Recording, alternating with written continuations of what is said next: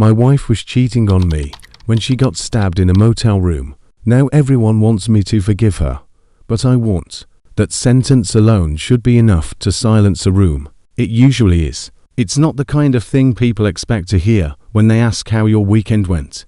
Up until that night, my life had been, if nothing else, consistent. I was 37, married to Rachel, same age. We had a house in Oak Park, just west of Chicago. 2 kids, twins, Emma and Luke, both away at college. 19, smart, decent. The kind of kids you hope you're lucky enough to raise. I worked as a systems analyst for a logistics company downtown. Took the Green Line into the Loop most mornings, coffee in hand, earbuds in. Rachel worked as a corporate trainer. She traveled sometimes for work, but never too far, and never for too long. We weren't some kind of perfect couple, but we worked. We had a rhythm. Sunday morning pancakes, yard work in the spring, date nights when we remembered, arguments here and there, like any long marriage, usually about money, or house stuff, or whose turn it was to take out the trash. But we'd always found our way back. We were, I thought, solid. That Thursday morning, Rachel said she had to go to Indianapolis for a 2-day corporate workshop. She packed light, kissed me goodbye at the door, and said she'd call me from the hotel. I said, "Have a good trip." That was it. She pulled out of the driveway, and I started my day like always, quiet, predictable, harmless. That night, I made myself a simple dinner. Chicken stir-fry. I ate in silence. No TV, no music, just me and the ticking of the kitchen clock. It was strange how peaceful the house felt when she wasn't there. Not lonely, just still. I loaded the dishwasher, poured myself a glass of wine, and sat on the couch scrolling through emails. Then the phone rang. It was Barbara, my mother-in-law. I answered casually, expecting one of her usual check-ins. But the moment I heard her voice, the way it cracked, the way she said my name, I knew something was wrong. "Mike, you need to get to the hospital. It's Rachel. She's been hurt." My heart stopped. What happened? I don't know. Just get to St. Luke's, please. Hurry. She hung up. For a second, I just stood there, staring at the screen. Then I grabbed my keys, still in house slippers, and bolted out the door. On the drive over, my mind was a hurricane. Rachel wasn't even supposed to be in town. Why was she at a hospital in Chicago? Did her trip get cancelled? Did she come home early? My stomach churned with questions I couldn't answer. I called Barbara again. She was already there, in the waiting room, but her voice was useless, stammering, incoherent. "She was attacked," she said, "with a knife. There's blood, oh God. So much blood that when panic set in. When I arrived, I found Barbara pacing in the hallway, her face pale and wet with tears. She hugged me tight, but her arms were trembling. "What happened?" I demanded. "Where is she?" "She's in surgery," Barbara whispered. "The doctors, they said it was bad, but she's stable now." That word, surgery, hit me like a fist. Was it a mugging? I asked. A break-in? What happened? "I don't know," she repeated, eyes glassy. They wouldn't tell me much. I left her there and went to the nurse's station. After some back and forth, a doctor came out to meet me, mid-40s, scrub splattered with something dark. His eyes were tired. "Mr. Carter?" he asked. I nodded. "I'm Dr. Leland. I was part of the trauma team. Your wife arrived about an hour ago with multiple stab wounds, abdomen, left thigh, minor lacerations to her hands and shoulders. She lost a lot of blood, but we were able to stabilize her." "Do you know what happened?" I asked. "Where it happened?" The doctor glanced around, then motioned for me to follow him into a private room. He closed the door behind us. "There are signs," he said quietly. "Signs that suggest this wasn't just a random assault. There are indicators of other trauma." I stared at him. "What kind of trauma?" He hesitated. "There's evidence of sexual assault." The world stopped. I couldn't speak. I couldn't breathe. "I'm so sorry," he added gently. "We've already contacted the police. They'll be coming by shortly." I nodded numbly and left the room. Barbara looked at me, but I couldn't meet her eyes. I sat in the hallway, elbows on my knees, hands clasped together like I was praying, but I didn't know what to pray for. I spent the night in the hospital. They let me see her after surgery, pale, unconscious, tubes in her arms, machines beeping steadily. I sat beside her, gripping the edge of the chair like it was the only thing keeping me upright. She looked like someone else, fragile, empty, and I couldn't help but wonder, where had she really been? The next morning, two detectives showed up, suits, notepad, serious expressions. They asked to speak to Rachel, but she was still sedated. "Then maybe you can help us," one of them said. "Were you aware that your wife was staying at a motel on the south side?" "A what?" I blinked. "A Red Maple Motel," he clarified. "Room 217. "No," I said slowly. "She told me she was in Indianapolis. A work trip." The detectives looked at each other. One of them wrote something down. "She wasn't alone," the second detective said. "She checked in with a man. According to hotel staff, they arrived around 5 p.m. yesterday." My mouth went dry. "She was found in the room. The man fled the scene. We believe Hayes the one who attacked her." I couldn't process it. Not all at once. Motel. Another man. A stabbing. A lie. A whole different reality unfolding behind my back. "We're still gathering evidence," one detective added, "but we'll need to speak to her as soon as she's conscious." They left shortly after, giving me their card. I sat there, staring at it, as the pieces of my life began falling apart in slow motion. Rachel hadn't gone on a business trip. She hadn't gone anywhere. She was 15 miles away in a cheap motel with someone else. And now she was lying in a hospital bed with stitches across her stomach and police looking for her lover. And me. I was the fool who made dinner and drank wine, waiting for her to call. The minutes crawled by after the detectives left. I couldn't sit still. My hands wouldn't stop trembling. I kept replaying their words in my head. Red Maple Inn, South Side, personal connection. I must read the name on their business card 20 times. It didn't matter. Nothing made sense. Rachel was supposed to be in Indianapolis. She'd lied. The thought kept spinning like a broken record. What was she doing there? Who was she with? Why didn't she call me? I stood to stretch my legs, try pacing, but the fluorescent lights, the antiseptic smell, the beeping machines, it was all too much. I walked out to the parking lot, needing air, and leaned against my car in the dark. Chicago nights in October get cold fast, but I didn't notice the chill. I just stared at the hospital entrance and waited for answers that wouldn't come. Eventually, I returned inside and found Barbara still sitting in the waiting area, eyes red and puffy, her cardigan draped over her shoulders like armor. "They said she's stable," I told her quietly. She nodded, biting her lip. "Do they know what happened?" I shook my head. "They're investigating." That's all they'd say. I didn't mention the motel. Not yet. One didn't have the strength. An hour later, a nurse called my name. "Mr. Carter, would you come with me?" I followed her down a sterile hallway, past rooms where machines hissed and murmured, and curtains swayed from overhead vents. She stopped in front of a closed door. "She's still unconscious," the nurse said, "but the doctor wants to speak with you first." Inside, a tall man in green scrubs stood near a desk, reviewing a chart. His face was unreadable, trained to be. When he looked up, I saw something in his eyes that made my throat tighten. "Mr. Carter," he said, extending his hand. "I'm Dr. Mendez. I was the trauma lead when your wife was admitted." I sat down across from him, bracing myself. She arrived with multiple wounds, one to the upper thigh, another near the lower abdomen, defensive cuts on the hands, some bruising. She was found unconscious, bleeding heavily. The paramedics did a good job.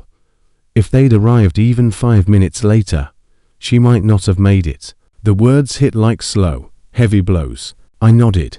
"Will she recover?" "Yes," he said. "Physically, yes. We've stopped the internal bleeding. No major organs were damaged. She'll need time. A few weeks at least, but she'll heal." He hesitated then, flipping the chart closed and setting it aside. "There's something else," he said more quietly. Something I need to tell you in confidence." I straightened in my seat. "When we examined her injuries," he continued, "we found signs that suggest this wasn't a simple assault. There are additional injuries, delicate injuries, ones we typically associate with forced contact." It took me a second to understand what he meant, and when I did, the floor dropped out from under me. "You think she was?" I couldn't even finish the sentence. "We can't say for sure," he said carefully, "but we've contacted the appropriate authorities. A forensic nurse was brought in. There are protocols in place for these situations. She's in good hands." I stared at the wall behind him, unable to speak. My ears rang. My mouth was dry. "I'm sorry, Doctor," Mendez said gently. "I know this is difficult." Difficult. That word didn't even come close. The woman I had kissed goodbye that morning.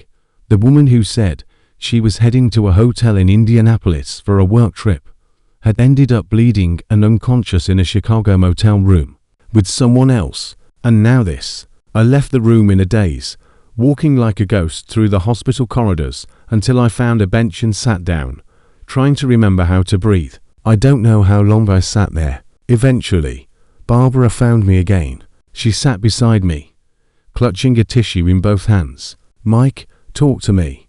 What did they say?" I looked straight ahead. "She's going to be okay. Physically. And they think she was attacked by someone she knew." Barbara gasped softly. "Who would do something like that?" I turned to her, my face numb. "I think I know." She looked confused, but I didn't explain. I couldn't. The pieces were falling into place, one by one. The fake trip, the motel, the unknown man, the lies. "I need to see her," I said. The nurse brought me to her room. Rachel lay still, tubes in her arms, a pale blanket tucked under her chin. Her face was bruised, her lips swollen. The room was dim, the only sound the slow beeping of the heart monitor. I stood there for a long time, just looking at her, feeling nothing but a strange detachment. I should have felt horror, or rage, or sorrow, but all I felt was distance, like I was looking at a stranger. I pulled the chair close to her bed and sat down, elbows on my knees, hands clasped together. Why? That word repeated in my head like a drumbeat. Why did she lie to me? Why did she risk everything? Why didn't she just talk to me? And then, beneath the anger, a colder truth crept in. Maybe she already had. Maybe the distance I'd been feeling 4 months wasn't in my head. Maybe the way she pulled away, the way she stayed longer on work trips, the way her phone never left her side. Maybe it had all been leading to this. I sat there until the nurse returned and said visiting hours were over. As I stood to leave, I looked at Rachel one last time. She was still unconscious, still silent, and for the first time in our marriage, I felt completely alone. The detectives arrived the next morning, 2 of them, plainclothes, calm, official, and completely out of place in the fluorescent hallway outside the IQ. One of the nurses called my name, and when I stepped out, they introduced themselves, Detective Hanley and Detective Morse, Chicago PD, Violent Crimes Division. "We need a few minutes of your time," Hanley said, motioning toward an empty family room. We sat at a round table. I could already feel it coming, the moment when everything I feared would be spoken out loud. "Mr. Carter," Hanley started, flipping open a small notebook. "We've been investigating the circumstances of your wife's injuries. Based on what we've found, this wasn't a random attack. It appears to have been a domestic incident." I blinked. "Domestic?" "Yes," Morse added. "Your wife was checked into a motel on the south side, the Red Maple Inn." "I know that," I said tightly. "The doctors mentioned it. The nurses. Everyone keeps saying motel. I'm supposed to know why she was there." "I don't." "She wasn't alone," Hanley continued. "Security footage and witness statements confirm that she arrived with a man. They checked in around 4:52 p.m. on Thursday." The air in the room thickened. I already knew what was coming, but hearing it from someone else made it real. "His name is Jason Miller," Moore said. "Do you know him?" The name hit like a punch to the ribs. Jason. I'd heard it before, once or twice in passing. He worked with Rachel, another trainer. She mentioned him. A colleague. I didn't know I couldn't finish the sentence. They were involved, Hanley said plainly. We've interviewed co-workers at her office. Several confirmed a relationship. Discreet, but not invisible. Apparently, it's been going on 4 months. I didn't say anything. My body sat in the chair, but my mind was spiraling somewhere else entirely. Somewhere darker. We believe there was an argument in the room, Morse continued. The motel clerk heard shouting, then silence. About 10 minutes later, your wife was found by housekeeping unconscious, bleeding. Jason fled the scene. He hasn't returned home. His phone is off. We've issued a warrant. Silence. That awful, sterile silence that exists in hospitals, between lives saved and lives broken. Was she? I stopped. I didn't want to ask it. I already knew. Hanley's face didn't flinch. There's evidence she was assaulted, both physically and sexually. Forensic teams are working the scene. It's clear this was not consensual. This was violent. A long breath left my body. I didn't realize I'd been holding it. I'm sorry, Morse said. We know this is a lot. A lot, I repeated hollowly. She cheated on me, and he attacked her. They didn't answer, just closed their notebooks and stood. We'll be in touch. Please call us if she regains consciousness. I left the hospital without saying a word to Barbara or the nurses. I couldn't breathe in there. I couldn't think. My limbs were heavy. My mind was gone. I didn't drive home. Instead, I walked to Lincoln Park. It was overcast. The kind of cold that got under your coat and into your bones. I sat on a bench near the lake, hands in my pockets, eyes on the choppy water. I couldn't feel anything, not even the wind, just silence. I don't know how long I sat there. The world moved on around me, joggers, moms with strollers, the hum of traffic in the distance, but I stayed frozen, numb. At some point, Barbara appeared. I don't know how she found me. Maybe she tracked my phone. Maybe she just knew where it'd go. She sat beside me, wrapped in a coat, holding 2 coffees, one for me. I didn't take it. She's awake, she said softly, asking for you. I said nothing. I know this is a nightmare, she added. I know she made a mistake, a terrible one. But Mike, she almost died. I turned to her slowly. She almost died, Barbara repeated. She was attacked. That man could have killed her. I looked straight ahead. She lied to me, I said, my voice flat. She snuck away to a motel with another man. She betrayed our marriage. And now everyone wants me to play the part of the grieving husband, to stand by her bedside and hold her hand. She needs you, Barbara whispered. No, I said. She needs a lawyer. And you need to hear me very clearly, Barbara. It's over. The words were cold, heavy, final. I stood and walked away, leaving her sitting there, stunned and silent. 2 days later, Emma and Luke came home from college. I'd called them separately and asked them to come, without saying why. They arrived mid-morning, worried and confused. Dad, what's going on? Emma asked as soon as she stepped inside. Where's Mom? Luke added. We haven't heard from her in days. I brought them into the home office and closed the door. Sit down, I said. They obeyed, side by side, eyes scanning my face for clues. There's no easy way to say this, I began. But I owe you the truth. I told them everything. Not in detail, but enough. That Rachel hadn't gone to Indianapolis. That she had lied. That she was with someone else. That he hurt her. That she was in the hospital now, recovering from injuries I couldn't even begin to describe. Neither of them spoke for a long time. When they finally did, it was Emma who broke the silence. She was cheating on you. I nodded. Luke's hands curled into fists. And she got hurt. Yes, I said. Badly. They both looked down, faces pale, eyes wet. I don't know what to say. Emma whispered. You don't have to, I replied. I just needed you to know the truth. I'm not going to lie to you. I'm not going to pretend this didn't happen. Are you divorcing her? Luke asked. I haven't made that decision yet, I said. But I don't see how I could stay. Not after this. Silence again. Heavier this time. Sadder. We support you, Emma said, reaching across the table to squeeze my hand. Whatever you decide. Always, Luke added. We're with you. Their words hit me harder than anything the detectives said, harder than the motel, harder than the betrayal. Because they meant it, because they still loved me, even when I couldn't love myself. I pulled them both into a hug, and for the first time in days, I let the tears come. I didn't want to go back to the hospital, but Emma insisted. Just show your face, she said. Let them see you care. I didn't. Not really. But I went anyway for her, for Luke. We walked through the automatic doors of street. Luke's around noon.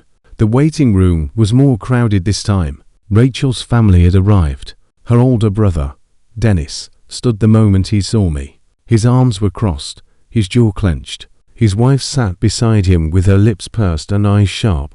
Two of Rachel's cousins sat behind them, whispering. I barely had time to exhale before Dennis stepped into my path. You've got some nerve showing up here, he said through his teeth. I blinked. Excuse me. You heard me, he snapped. She almost died. You haven't even been to see her since the night she came in. What kind of husband does that? I didn't respond. Luke and Emma exchanged nervous glances behind me. She was stabbed, Dennis said louder. Stabbed, Mike. And you're out there sulking in some park like you're the victim. I took one step forward. My voice was low, cold. She lied to me. She cheated on me. She was in a motel with another man when it happened. Dennis' eyes narrowed. So what? That gives you the right to abandon her. My hands curled into fists. She abandoned me the second she walked into that room with him. You think this is about pride? About ego? My wife lead to my face, took off her wedding ring, and spent the night with a man who nearly killed her. And now I'm the bad guy. His face flushed red. She's your wife, Mike. You don't get to rewrite that just because she made a mistake. I laughed bitterly. A mistake? She wasn't late for dinner. She wasn't texting an ex. She took off her clothes and got into bed with a co-worker. That's not a mistake. That's a conscious betrayal. Voices began to rise behind us. Her cousins were muttering now. Her sister joined in. This isn't the place. Mike. No, I snapped, turning toward all of them. This is exactly the place. Because I'm tired of playing the villain in your little family fantasy. Rachel lead. She betrayed our marriage. I didn't stab her. I didn't leave her bleeding in a motel room. Your sister chose all of this and now you're mad that I won't carry her cross. Dennis took a step closer, and for a second I thought he might swing. I didn't flinch. You need to calm down, he said, barely restraining himself. I leaned in. And you need to back off. For a long second, we just stared at each other. Tension crackled in the air like electricity. Emma stepped between us. That's enough. All of you. Her voice was calm but fierce. This isn't helping anyone. Mom's in a hospital bed. Dad's broken. And all you're doing is making it worse. Dennis opened his mouth, but said nothing. Luke stood beside her. We came here to see Mom, not fight. If you want to scream at someone, scream later. Right now, let us pass. I looked at my son taller than me now, steady and unwavering, and felt something shift. I nodded at Dennis, turned, and walked toward the elevator without another word. I didn't go into Rachel's room. I couldn't. Not yet. Instead, I left the hospital and sat in my car with the engine off for over an hour. That night, I made a decision. The next morning, I called Eric, my lawyer. I need someone who can dig deep, I told him. Discreet, fast, a private investigator. He gave me a number. I called it. By evening, I was sitting across from a man named David Ross in a quiet booth at a bar near the Loop. Late 40s, wire-rimmed glasses, calm eyes that missed nothing. I want the truth, I said. Every piece of it. No assumptions, no gaps. Understood, he said, sliding a legal pad across the table. Start from the beginning. I told him everything. The fake trip, the call from Barbara, the detectives, the motel. He nodded. Give me 72 hours. 2 days later, we met again, this time in a back corner of a cafe in Lincoln Square. He arrived with a manila envelope thick with documents and photos. You should prepare yourself, he said. I already know, I replied. You don't, he said. And then he opened the file. The first photo showed Rachel entering the motel lobby. Her hair was tied up, her smile casual. She was holding hands with Jason Miller. The timestamp read 4:53 p.m. Thursday.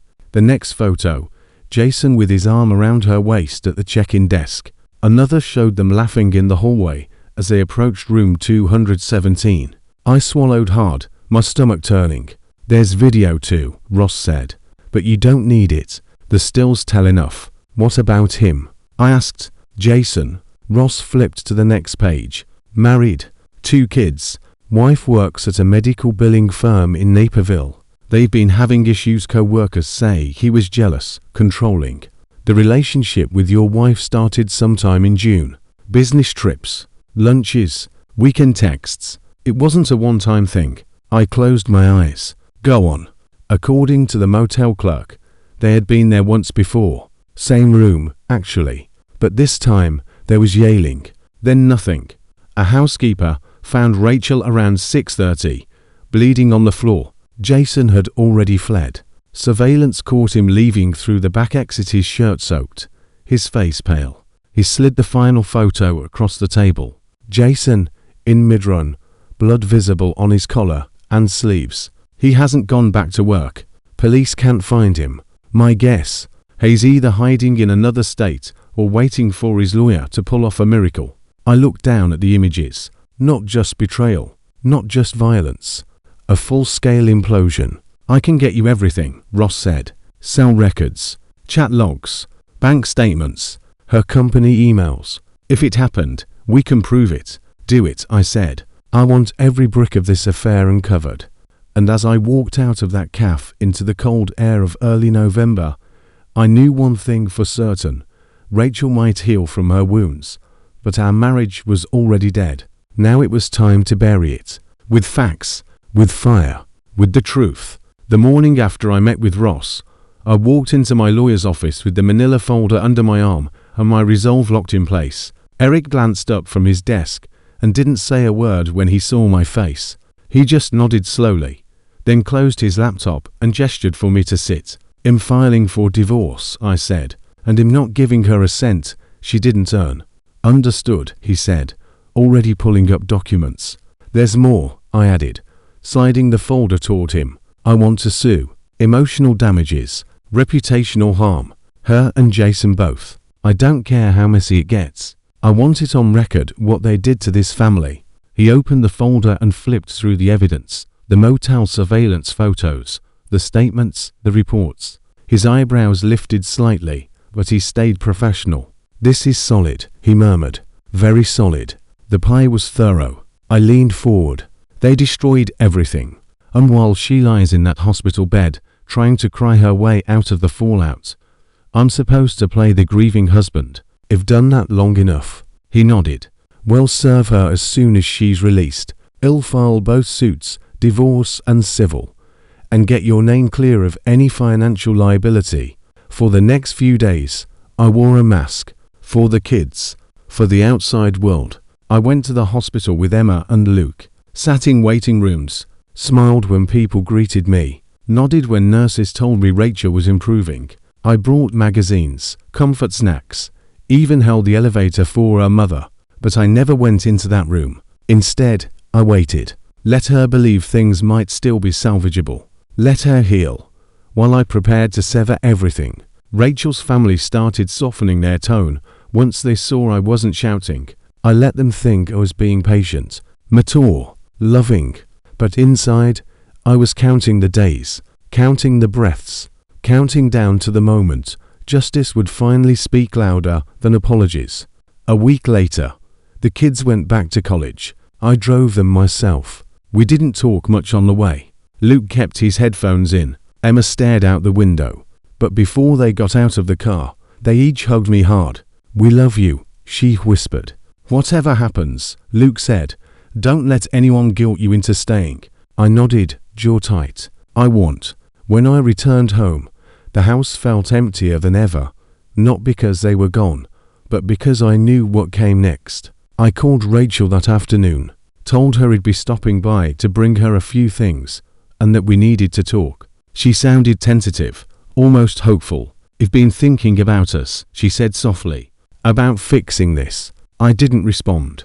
I arrived that evening, carrying a small bag of clothes and toiletries. Barbara wasn't there, thankfully. I stepped into the room and found Rachel sitting up in bed, pale and recovering, but composed. Her eyes lit up until she saw the manila envelope in my hands. I didn't sit. I pulled a chair closer and laid the envelope on her tray table. "What's this?" she asked, her voice already shaking.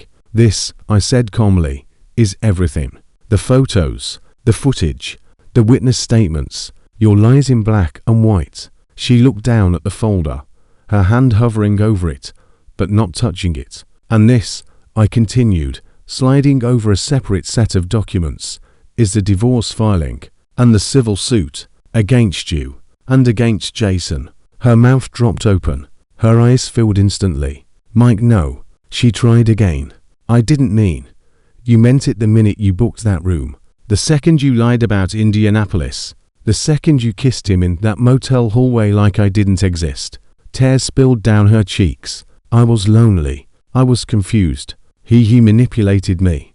"Stop," I said sharply. "Jason didn't tell you to take off your ink. He didn't draft the texts. He didn't plan the cover story. That was you." She tried to grab my hand, but I stepped back. "I'm not here for closure," I said coldly. "This is a final conversation. Your last one with me, as your husband.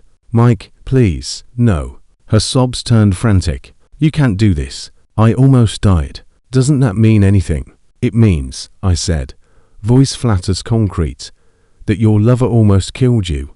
And now, everything that comes next is because of what you started." She buried her face in her hands, shaking.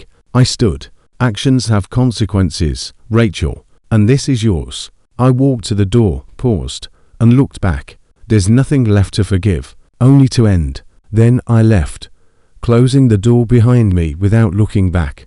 The court hearing was clinical, precise, almost boring, if not for the years of my life that hung in the balance. Rachel sat on the other side of the courtroom, flanked by her attorney, her hands clasped tightly in her lap. She looked thinner, worn down. Her eyes flicked to mine a few times, but I didn't return the gaze. The judge read the evidence aloud in an even tone. Photos, witness statements, statements of deception, concealment, betrayal. The private investigator's report was part of the record now. So were the hospital files, the motel receipts, the timeline of lies. Rachel's lawyer tried to argue for leniency, emotional instability, a traumatic relationship, temporary loss of judgment, but the facts were stacked too high, too neatly. The judge wasn't moved. "I see no grounds for compensation to the defendant," he said plainly, "and sufficient cause for the plaintiff's demands." With a bang of the gavel, it was done. The divorce was final, on my terms. No alimony, no claim to joint savings. The house remained under my name until it sold, and I would keep the proceeds. Our assets were split cleanly and decisively.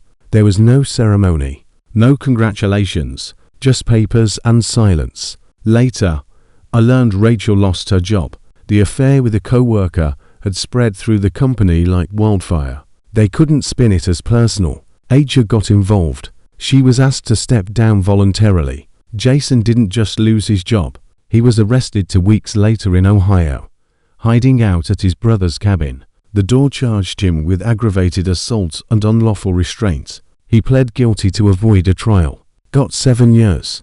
His wife filed for divorce a month later, took the kids and moved in with her sister. They were both gone from my life now. Officially, legally, permanently, and for the first time in what felt like forever, I could breathe. I moved out of the house a few weeks after the court's decision. It held to many memories, to many echoes. The family dinners, the whispered arguments behind bedroom doors, the lies she told while standing barefoot in our kitchen. I didn't want them anymore. I rented a small apartment near the lake. Nothing fancy, just 2 bedrooms, hardwood floors, windows that faced the sunrise. It was quiet, clean, mine. I started running again. Mornings before work, afternoons on weekends. Just me, the pavement, and the cold Chicago air. It cleared my head in a way nothing else could. I picked up woodworking, something I hadn't done since college. It started with small things, a bookshelf, a cutting board, a bench for the balcony. There was something honest about it. Cut, measure, build. No grey areas. No lies hiding in the grain. Emma and Luke came to visit more often. They stayed for weekends, cooked dinner, brought board games and stories from campus. We didn't talk much about what had happened, but we didn't avoid it either. It had become a quiet scar, part of us, but not defining. Sometimes, they'd ask how I was doing, and he'd smile, a real smile, not the hollow one he'd worn in hospital waiting rooms. "I'm okay," he'd say. "Better." And I meant it. I hadn't taken revenge. I hadn't yelled or broken things or tried to humiliate her. I'd just shown the truth, let it speak for itself. And in the end, that was enough. There was a peace in the stillness, a freedom in the solitude, not loneliness, something deeper, something earned. Rachel tried calling once. I let it go to voicemail. She left a message, said she was sorry, said she'd never stop regretting what she did, said she hoped I was healing. I deleted it without listening to the end, because I was healing, not through her words, not through her guilt, but through the quiet rhythm of ordinary days, the smell of cedar from a half-sanded table, the way the wind moved across the water at sunrise. I had walked through fire, and I hadn't come out unburned, but I had come out, and that was enough. The storm had passed, and I was still standing,